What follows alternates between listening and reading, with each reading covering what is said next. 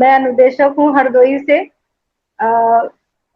दुख तो सबसे बड़ा यही है कि हम अनुदेशक हैं, लेकिन मुझे कहने में बिल्कुल वो नहीं है कि मैं अनुदेशक हूँ, क्योंकि मैं मेहनत करती हूँ और मेहनत करती हूँ, और उसके साथ साथ में जो मैं अपने बच्चों को दे रही हूँ वो भी कहेंगे कि हाँ मैंने कुछ किया है उनके लिए।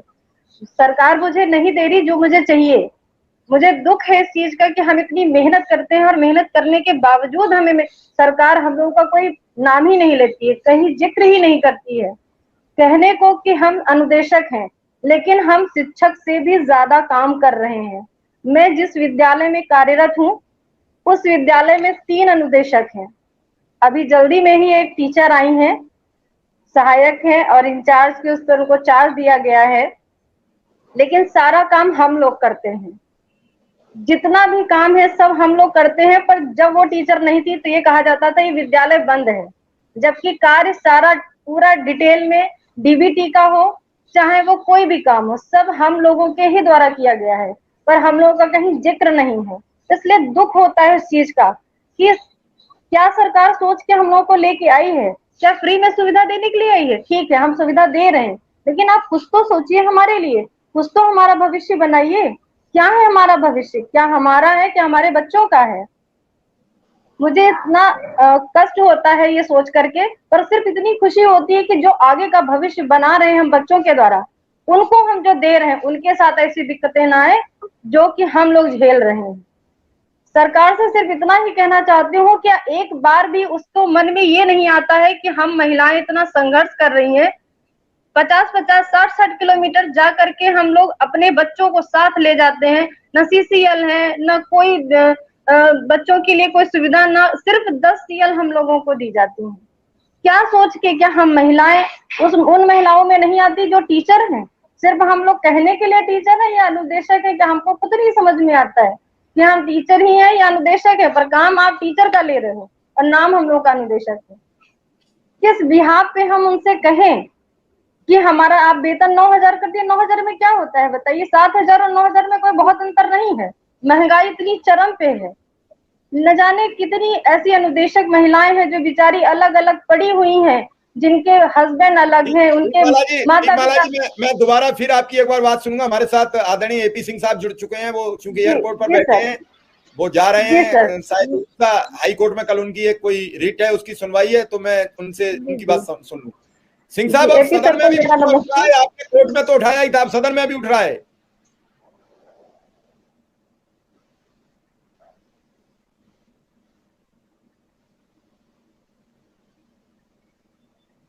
सिंह साहब माइक अनम्यूट करके बोलिए आप।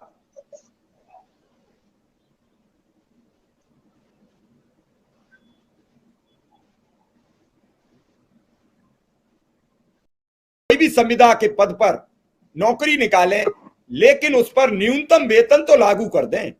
जो भी आपका न्यूनतम वेज हो उसे जरूर दे दें, ताकि उस व्यक्ति का भरण पोषण हो। और उसमें साथ में यह भी डाल दें कि जब भी वेतन का फिर वेतन लागू हो, अगला फिर लागू हो, तब भी उसे न्यूनतम वेज अपने आप ऑटोमेटिक रिन्यूअल मिलता रहे। ये जब लागू करेंगे तभी देश का वो निचले पायदान पर बैठा व्यक्ति, मेरे लिए एक प्रशांत सक्सेना जी लिख रहे हैं कि सीडीओ साहब को नहीं पता था कि जूनियर हाई स्कूल अनुदेशक चला रहे हैं। जब किसी प्रधान ने उनकी शिकायत कर दी थी तो वो सीडीओ साहब हैरान थे कि ये कौन सा विभाग आ गया नया कि अनुदेशक भी इस राज्य में है। तो जब मुख्य विकास अधिकारी जिले में तैनात होते हैं, जो कि लगभग 70% आईएएस पोस्ट होती है, खास करके ट्रेनी युवा जो जानकारी चाहते हैं, जब उन्हें नहीं पता है तो आप अंदाज लगा लीजिए कि आप किस जगह रहते हैं और आप अपनी पहचान आज तक कायम नहीं कर पाई। भला हो इस प्रोग्राम का, भला हो एपी सिंह जी का जो आपको पहचान दिला दी, भला हो विक्रम सिंह का। आप कहीं किसी का नाम लीजिए, किसका कुछ कहिए, मैं सब कुछ साफ कर देता हूं। हमारे साथ एपी सिंह जी जुड़ चुके हैं, मैं सीधा एपी सिंह साहब से ही सवाल कर लेता हूं। सिंह साहब माइक खोलिए आप अपना। सिंह साहब माइक म्यूट है आपका।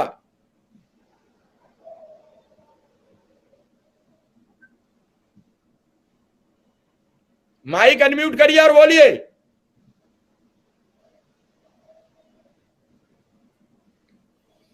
आप दोबारा जुड़ जाइए और माइक म्यूट मत करिए, माइक खुला रखिए, मैं देख लूंगा यहां से। तो लगातार कुछ टेक्निक इशू हो जाते हैं, चूंकि एयरपोर्ट पे बैठे हैं तो उन्हें ये भी देखना कि बगल वाला आदमी न परेशान हो उनसे। सुरेंद्र सर, एक छोटा सा कमेंट आपसे मांगूंगा।